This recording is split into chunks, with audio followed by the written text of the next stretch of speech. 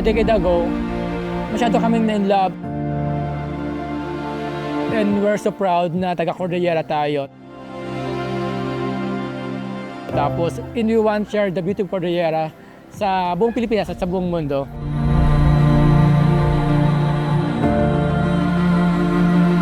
I am Stephen Felices, Rest Director of Team Malaya.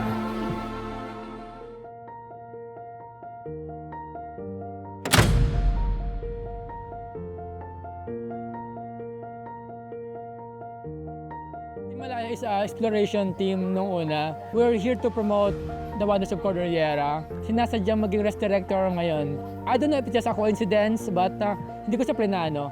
Nagkataon na yun pala talaga yung landas ko.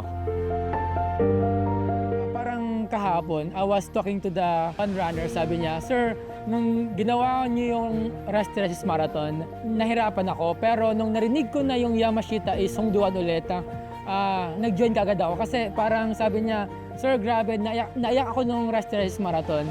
Naiyak ako, sobrang ganda." Yun yung sabi niya. So, yun yung parang pinaka-fulfilling sa aming mga Rest Director na parang meron pala kami na-touch na ganung runners. Hindi ako nagawang trabaho. Pero isa ang pagiging Rest Director sa pinakamahirap na nagawa kong trabaho.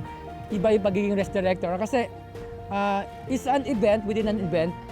Parang event siya tapos merong music, merong run, may race, and may competition. So talagang medyo mahirap siya. We're so in love with our country.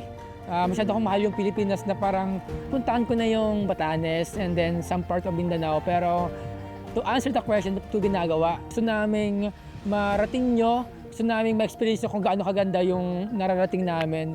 Gusto namin na bago kayo lumabas ng bansa, matakbuhan nyo muna, mapasyalan nyo muna yung bansa nating Pilipinas, especially in the Cordillera. Actually, sa mga nagsisimula pa lang, huwag kayong matakot. Maging malaya ka sa sariling bansa. Maging malaya ka even to yourself. Explore it. Go. You need to go beyond yourself. I know, mahirap gumising ng maaga, pero bring it on, guys.